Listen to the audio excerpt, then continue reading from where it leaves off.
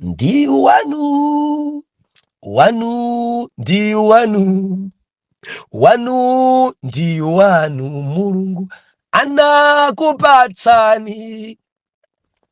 Wandi wanu, ameneyu ndi wanu, na banja ndi wanu Mulungu anakupatsani. Wandi wanga, wanga ndi wanga, meleyu ndi wanga Mulungu anandidalitsa. Wandi wanu, apili ndi anu, agama ndi anu Mulungu anakupatsani. Wandi wanu, wanu ndi wanu, wanu ndi wanu Mulungu anakupatsani. Ndiulandire okondedwa omvera konse kumene muli. Henry K. Chale, mtumiki wanu, believer, lero pa 21 January 2025, movie wachiponyeponye, subtopiki, kusemphanitsa, kumaonongesa zinthu. Tikuwerenga buku lomwe lija Oweruza, chapter number 15, and tikuwerenga verse number 1 kutsika nalo. Mawu atsogolera, Samsoni atentha za minda ya Afilisiti. Kuna bwanji, kunachitikanji kuti mtumiki atenthe zinthu? Omvera, kusemphanitsa, kumaonongesa zinthu. Verse number 1, malemba onena kuti, ndipo kunali atapita masiku, nyengo yakucheka tirigu, Samsoni anakacheza ndi mkazi wake ndi kumtengera mbuzi. Wow. Nati, ndidzalowa kwa mkazi wanga kuchipinda. Koma atate wace sadamulola kulowamo. Verse number 2, nati atate wace, ndinanenetsa kuti umuda konse, potero ndinampereka kwa bwenzi lako. Ng'ono wace sakoma koposa iye, nanga ukhale naye malo mwa winayo. Verse number 3, koma Samsoni ananena nawo, nthawi ino ndikhala wosapalamula pa Afilisiti, posabwachitira choyipa ine. Namuka Samsoni, nagwira ankhandwe 300, natenga miyuni, nayilunza michira, nayika miyuni pakati pa michira iwiri iliyonse, nayatsa miyuni, nawataya ku tirigu wosacheka wa Afilisiti, natentha miyulu ndi tirigu wosacheka yemwe, ndi minda ya Azitona yonse. Pomwepo Afilisiti anati, wachita ichi ndani? Nari, Samsoni mkamwini wa munthuyo wakutimina, popeza anamulanda mkazi wake nampereka kwa nzache. Pamenepo Afilisiti anakwera namtentha mkaziyo ndi atate wake ndi moto. ndipo Samsoni ananena nawo, mukarero ndidzakubwezerani chilango, ndipo pamenepo ndidzaleka. Atate, mu dzina la mphamvu la Mbuye wathu Yesu Khristu, ulemerero ndi matamando dzipitenso ku mpando wanu. Mulungu, ife sititopa pakukulemekezani. Inu ngwamkulu, inu ngodabwisa, ndinu mwini chilengedwe chonse, ndipo popanda inu kunalibe kalikonse kakadalengedwa. Zikomonso chifukwa cha nthawi imene Mulungu mwatipatsa. Jehova, tili pamaso panu. Tilankhuleni Mulungu, tiphunzitseni Jehova, mutikomerenso mtima, tidzudzuleni, ndipo tidzamva m'dzina la Yesu. Amen. Believer, dzulo tinali pano ku chapter number 14 cha buku limene la Oweruzayi. Ndeti manena kuti dzokoma dzochokera muchowola, dzonuna dzotsekemera dzochokera mu mtembo wa mkango. Ndiye dzulo Mulungu anatilankhula, Mulungu anatilimbikitsa kuti kudziwa kuno dzuchitika zimene adapanga Samsoni.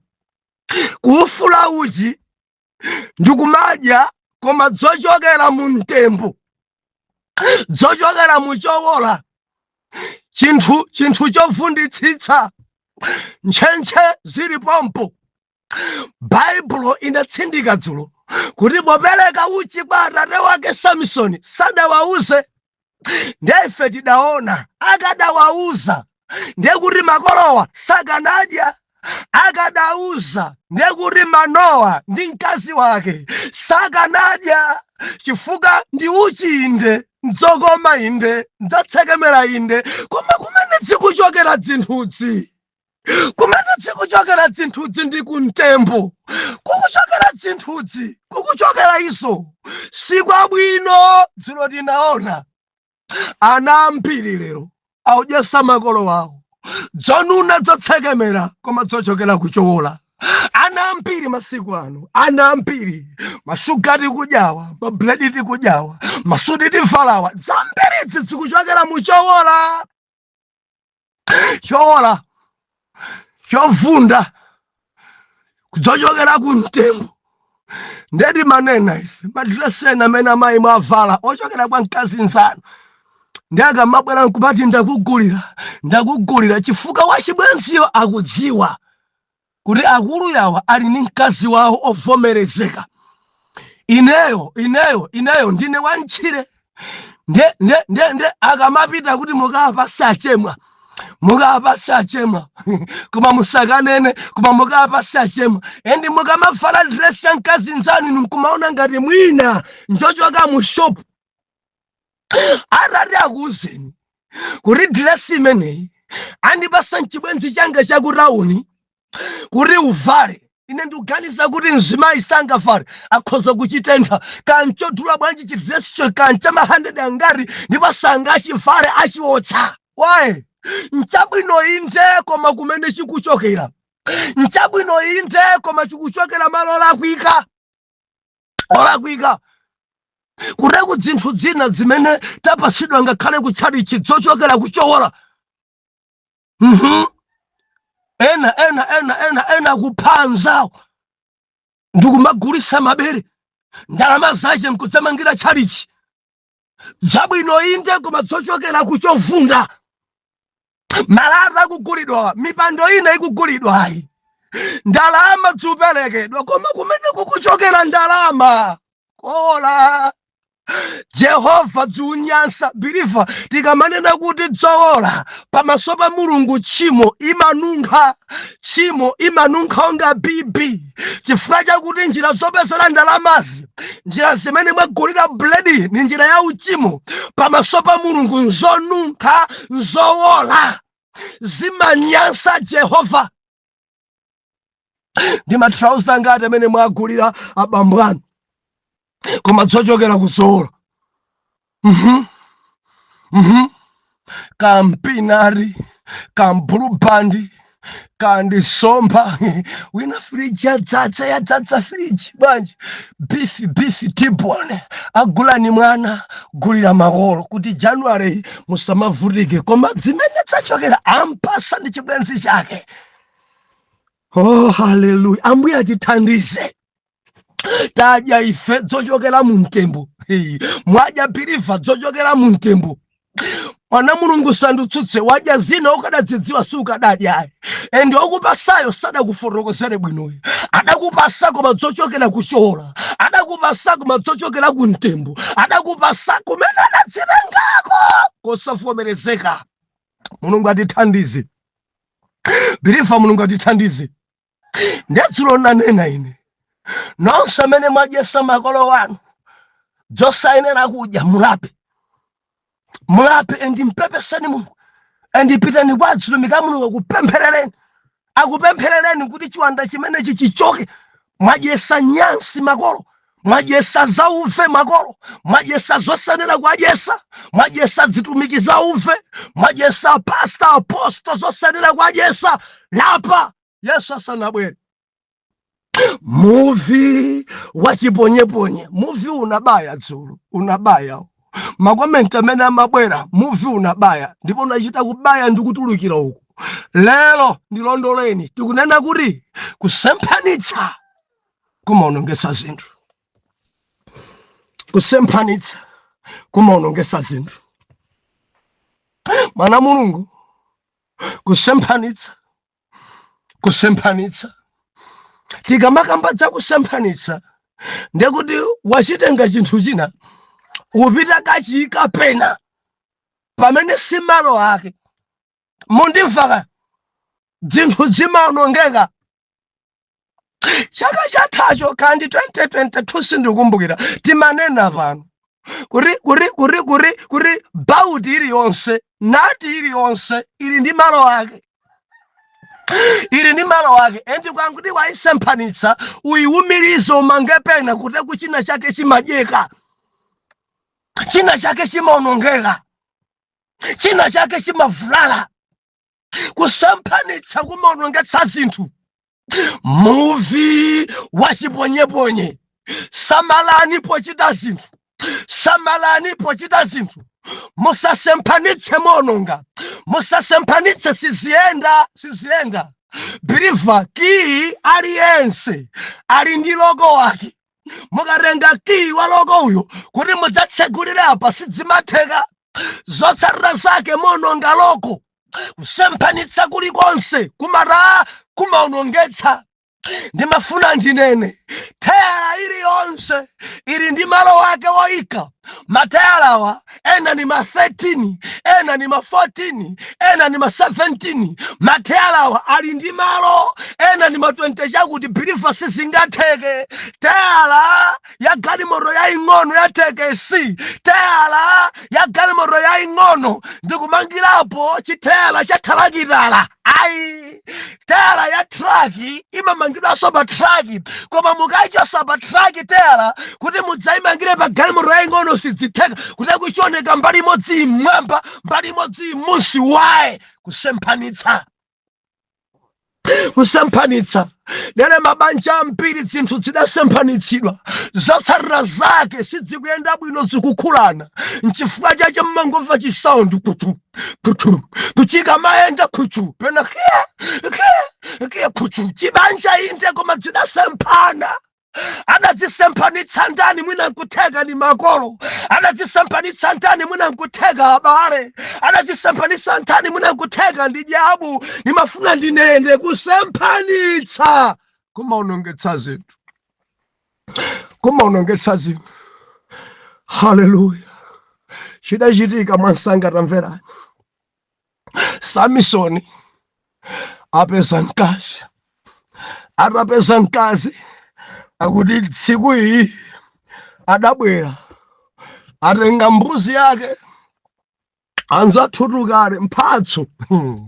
Bweresa mbuzi yake, mbuzi apasa kwadalitsapo ngozi mbuzi ino amene mumati ng'ombe amene mudadzitenga m'malemba sisi adabwera mwamuna uyu pachadzulo timaona kuti adabwera ndi mai yake bambo ake kuChinkhoswe kuja. Ulendo uwu ari abwera mcholinga chakuti dzatenga mkazi wake kudzalawana naye kuchipinda. Endi sanabwere chimanjamanja, adabwera ndi mbuzi. Bilifati limodzi adabwera ndi zimenezi mcholinga chakuti mkazi wanga kaya ndikagona komweko. Bible ikunena kuti apongo zake sadamulole, apongo zake adankanisa, apongo zake anati no. Inayo ndimaona kuti sumankonda, ndimaona ngati umuda, ndimaona ngati palibe chikondi chenicheni. Eti anthu akwatirana kale, Chinkhoswe chachitika kale, bambo ake Samisoni mai ake Samisoni aona kale kuti mpongo zathu ndi uyu. Ngati adali wamtali bwino amdziwa, ngati podali kujambulisa adajambulisa. Now apongozi mbuyomu ausemphanitsa. Chimene chidachitika kwa apongozi a Samisoni akunena kuti Samisoni sulowa kuchipinda, ndi njira ina sudalitsika naye mkazi, chifukwa chakuti ndidaona kuti sunkonda. Chifukwa sunkonda ndidampasa kwa wina bwenzi lako, ndidapereka kwa mamuna wina mwana wanga. Olo udapereka kale zako ka udandipasa chani ka zidachitika Chinkhoswe, koma ndidaona ngati simukukondana kwenikweni, koma chimene ndidachita ndidamtenga mkazi wakoyi kumpereka kwa mamuna wina, ndampasa mamuna wina. Haleluya. Nde Samisoni akuti mwati chani? Ati ndampasa mamuna wina. Ndipo sukuti ndakusiyasiya choncho ya ndakuganizira. Pali ng'ono wake wa mkazi wako, ng'ono wake usu. Moti udalitsika ndi ng'ono wake. Ngati ulowe kuchipinda ulowa ndi ng'ono wake. Ngati ukufuna mkazi pano utenga ng'ono wake. Samisoni akuti kodi ndikhala ine osachita choipa. Kodi sindononga ine kuno? Kodi kuno sandidziwa ine? Zona mungandisinthisire, zona mungamasemphanitse, kutenga mkazi wanga kumpasa wina ndikundipasa ng'ono wache kusemphanitsa. Zona mungandisemphanitsire, nditabwera pano ng'ono wache ndidamuona, nditabwera pano asiphache ndidaona. Maso mwanga ndidakonda mkazi wanga, maso mwanga ndidakonda yemwe uja, maso mwanga ndidadalisika ndi yemwe uja, adandipasa ndi Yehova yemwe uja, koma kundisinthira kundipasa ng'ono wake ndi mwano. Ndiononga. Tunena kuti kusemphanitsa kumaonongesa zinthu. Chidachitika ncha Bilifa tamvera Samisoni lowa ntchire kwagwira nkhande 300 wammangira miyuni ndikuyatsa moto ndikualekerera. Akuti ankhande onse moto kuyaka dalowa m'minda ya Free City. Mudali tirigu miyulu ocheka kale, moto dayaka minda ya Free City. Padali ziminda dzadzikulu dzima mega farm, moto dayaka kuti tirigu yense kupyerera ari mpaka na ndi wina osacheka adapya, kuphatikizapo minda ya Azitona idapya. Zidachitika chifukwa cha kusemphanitsa.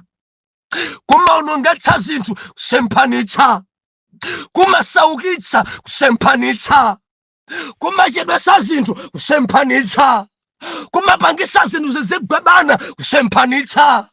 Tirigu wapya, wasacheka wapya, Azitona wapya, chuma cha Free City chatsika, mavuto alowa, njala yalowa mdziko wa kusemphanitsa.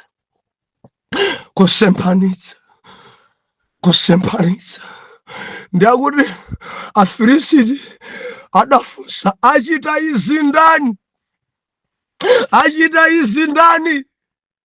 Ayatsa moto ni ndani? Ayatsa moto minda yathu ya tirigu nda?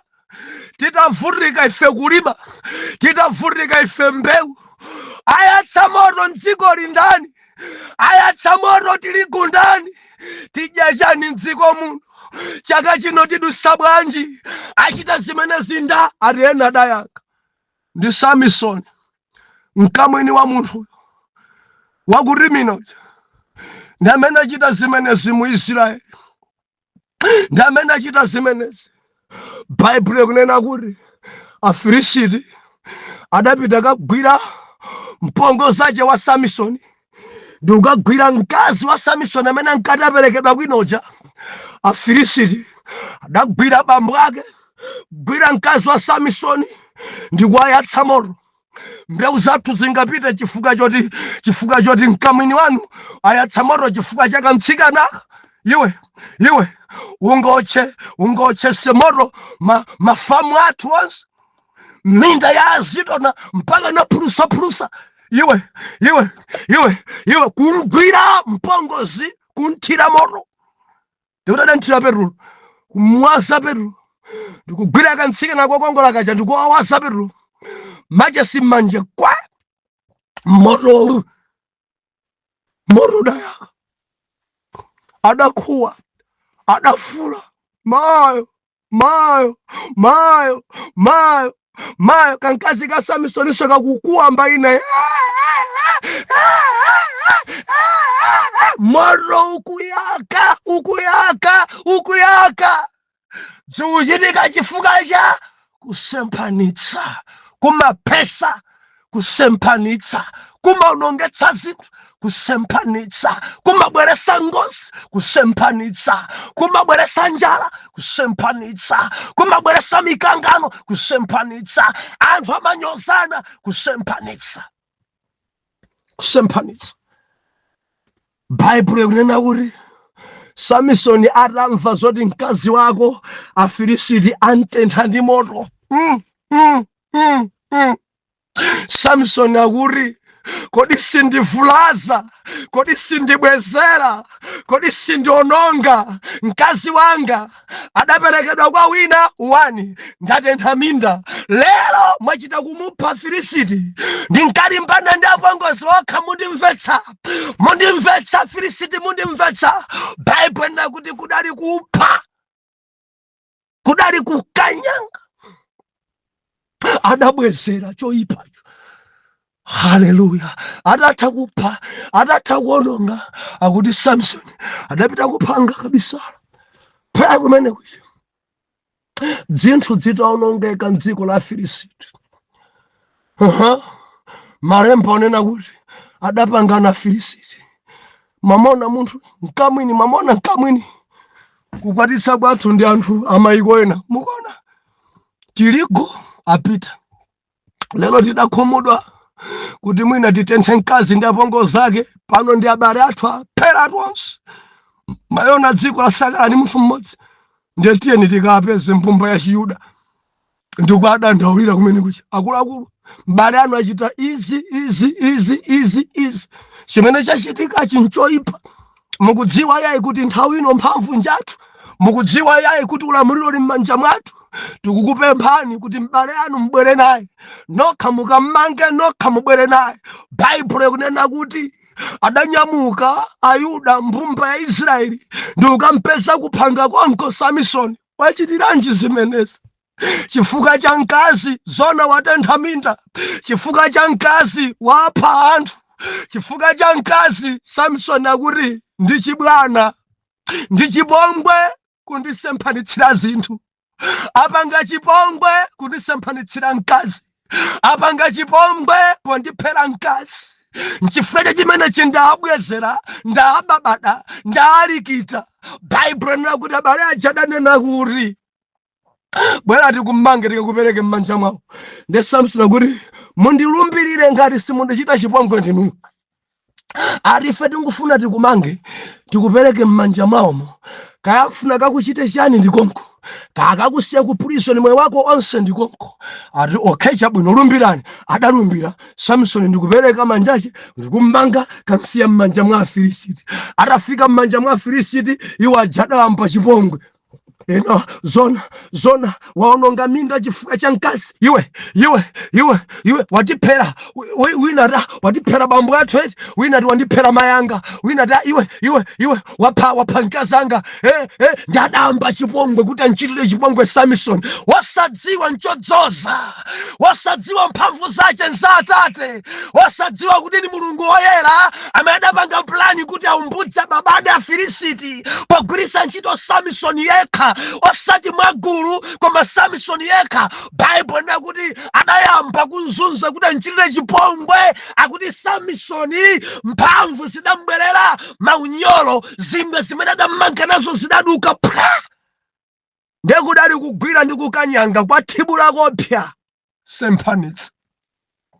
Adapeza chibwano cha bulu, adatenga chibwano cha bulu ndikuyamba kupha, osati mfuti yayi, Biliva si mfuti koma chibwano cha bulu. Bulu adafa, chibwano chake paka chidasala ni mano angati, koma chibwano cha bulu adangochigwirira mdzanja mwake Samson. Ndekudali kupha kuposa munthu amene adali ndi mfuti. Chibwano cha bulu kudali kupha kuposa muvi. Chibwano cha bulu angati go pansi piwa mwalira, pansi piwa mwalira, pansi ati over 1000 kudali kupha, kudali kuononga Filisiti. Adaphedwa ambiri ndi chibwano.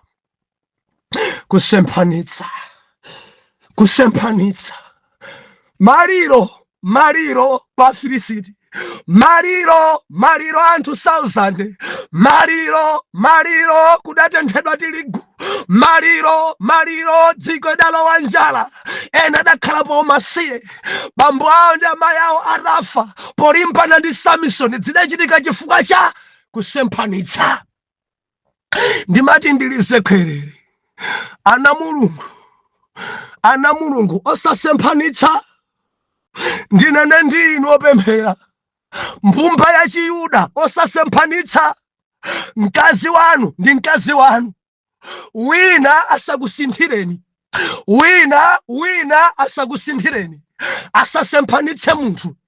Mkazi wanu ndi mkazi wanu, musamakopeke ndi ng'ono wake. Samson adakana ng'ono wa mkazi wake, adati no, ndifuna mkazi wanga. Pamalawi pano Biliva ndi uponye muvi. Pamalawi pano azibambo ambiri lero ali ndi ng'ono wa akazi awo, adasiyana ndi mkazi wawo pano ali ndi ng'ono wa akazi awo. Achulukirenja zibambo ogonana ndi alamu awo, achulukirenja zibambo okhala ndi alamu awo. Ena ndi zibwenzi amagonana ndi mkazi wawo, amagonananso ndi mulamu wawo. Mkazi wawo ng'ono wake, chipongwe, kuipa pamaso pa Mulungu. Izizi zimaononga. Ena mpaka na kutengeratu ati bonus wife. Nthena pano anawo tu, mkulu wake ndi ng'ono wake, akazi tu. Kumene konde kusemphanitsako. Jehova mu plani yake, mamuna mmodzi mkazi mmodzi. Ukakurenga awiri wasemphanitsa. Endi kusemphanitsa kokhala ndi akazi awiri wekha dzigwebana kurekwa akazi awawo ena mafiti amayamba dzigwebana. Endi inu amuna apamidala ndimvetsereni, mukudya zinthu zosenera kudya, zauve, zowola, zonunkha. Akonde ine timikomya tinati mukuyikidwamo zinthu zosenera kuyikidwa. Samala kwambiri chifukwa cha kusemphanitsa. Udya nyansi. Ena kumangolodzedwa, mukalowa nyumba iyo mphamvu kuta, mukabwera nyumba iyi mphamvu zikuoneka. Kunka nyumba iyo ngati gojo, ukabwera nyumba ino mphamvu zikuoneka mitala. Kusemphanitsa. Ndunena ndi ambiri adasemphanitsa, adasiya akazawo ndi kutenga wina. Kusemphanitsa kumeneko ndi kusemphanitsa. Ena adakusinthirani ndi miyambo. Kusemphanitsa. Ena adasintha ndi apongozi anu. Kusemphanitsa. Ena mudasintha nokha lako. Kusemphanitsa. Mkazi uyu ngosaphunzira nditenga ophunzirayi. Kusemphanitsa. Zotsatira zake wasukulu suya kukuya mwani. Muli ndintende mawu amene nimabwereza ndi awa. Mulungu akamakudalisani amakudalisani nonse kukuchotsani pa lower level nkukuyikani pa high nonse. Ndeo kampanga mistake kuti kusemphanitsa chifukwa choti chuma chachuluka magalimoto mwinawo ngapamwamba ndiye mukamamaona mkazi wanu kuona ngati si type yanu mumaoneka ngati inu mwatsogola mkazi basi akuoneka wachimidzimidzi mufuna murenge wachitauni ndi angati ndikunena nawo mutapita ku college mudatenga mkazi wa ku college bwanja ti mkazi wanga ngosaphunzira adalekera standard 4 yakale ndifuna nditenge iwe nzanga wa ku college tonse tikakamba ntchito zidzilowa makaunti awiri iwo ukamala ndiye ine kulandira kusakaniza budget idzigwira. Ndikunena pano chifukwa cha kusemphanitsa kale mukulandira nokha ndalama zinkakwana mwezi wonse mukudya bwino koma lero zikulowa makaunti awiri taona nimene zikuthera business yanu ikuyenda mtendere wa mumtima mulibe mwambanso kuwonda. Ukangosemphanitsa zinthu zimadyana zimaonongana kusemphanitsa kwina kulikonse kumachedwetsa mdaliso wako. Ndimafuna ndikuuze kuti usasemphanitse adakupasa Mulungu ndi amene udapasidwa na Gama nsamale, udapasidwa na Rembo khala naye, udapasidwa mwale nsamalire, udapasidwa banda mchengere, udapasidwa misisi chintengo nsunge, udapasidwa nansuzi mveke nansuziyo mfele nansuziyo mveke zapamwamba nansuzi nsambitse aoneke mwatsopano. Usasemphanitse ndakusemphanitsa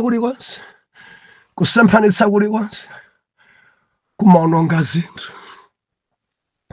Ena mautumiki atha kusemphanitsa mautumiki atha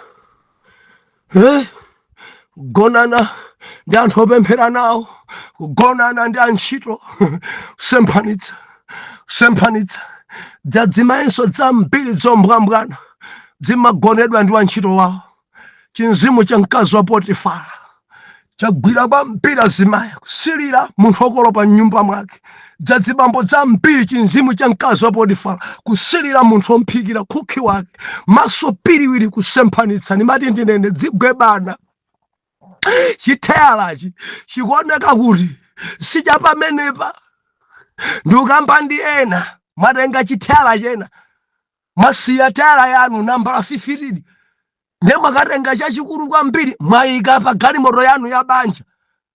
Zikuyenda shopu ija ikuyenda sidzikukhulana. Mwamuyika wina nshopu mama mpaka na madzula kubhutula mabotolo a Fanta ndi Coca-Cola 13 mabisketi custard angungu phwasula angodya mama mpaka na madzula kuchita gaya zovunda custard yekhaekha kutha kwa mwezi grocery sala company majumbo. Why mudasemphanitsa mudayika khoswe ndi khoswe mbewa ikungodya sidziwa zidachokera kuti. Ndimafuna ndilise khwerere kusemphanitsa kulikonse kumakusaukitsa. Mkondre na msuzi wako, msamale banda wako, mchengere ndikuti mchengere na phiri wako. Udzikhutisidwa naye mkazi wako amfupiyo, udzikhutisidwa naye mamuna wako onenepa, udzimva naye bwino mkazi wako woyela wa mtaliyo. Dalisika naye wachisenayo, udalisike naye mtumbukayo. Kaya ndi mang'anja kaya ndi ngoni kaya ndi mchewa kaya ndi mulomwe tadalitsika naye mtongayo. Ndati dalitsika naye ndi wako. Adakupasa ndi Jehova usasemphanitse. Ena popita kunja adasemphanitsa. Mkazi ali ku Malawi kunja lini mkaziso kusemphanitsa. Zotsatira zake chitukuko sichikuoneka kusemphanitsa. Kumachedwetsa zinthu, kumaononga zinthu. Samson adati no ng'ono wake sindikumfunayi, ng'ono wake sindidamkonde, ng'ono wake sindingagonane naye. Azibambo khalani odzipasa ulemu, musamavulire ng'ono wake wa mkazi wanu, m'bale wake wa mkazi wanu musamamuvulire. Dzazibambo zambiri zombwambwana zadziwanda dovu ndi alamu awo. Maso piriwiri ndi ayini asisako palibe tatamanga asisako palibe mpaka na mukugona naso ndi mulamu, mukuvuliranso mulamu. Nchipongwe ichi nchipongwe ichi muvi wachiponyeponye ndikudziwa dziupweteka ndimafuna ndinene usasemphanitse usamavulira aliyense usasemphanitse dzimaononga dzinthu usasemphanitse mulungu dzimanyasa usasemphanitse imabenji pamaso pa mulungu bwanji mawa mundilondole atare dzambiri dzasemphanitsidwa ndipo mayendedwenso dzikungokula dzikungogwebana dzikudyana dzinthuzi ndikupemphera mwana wanu uyu mzindikiritseni kuti chithera chimene achiyikachi chikudya galimoto chikudya banja lake chikudya ntchito zake chikudya chuma chake endi chikunguyenda endi mbali ina sidzikubalansa china chincha chikulu kwambiri dzikuchitika dzimzosemphanisa munthandize pamene akulapa kuti abwezeretse dzoyenera kumanga pamenepa m'dzina la Yesu oyera mtima tiyankhe kuti amen and amen.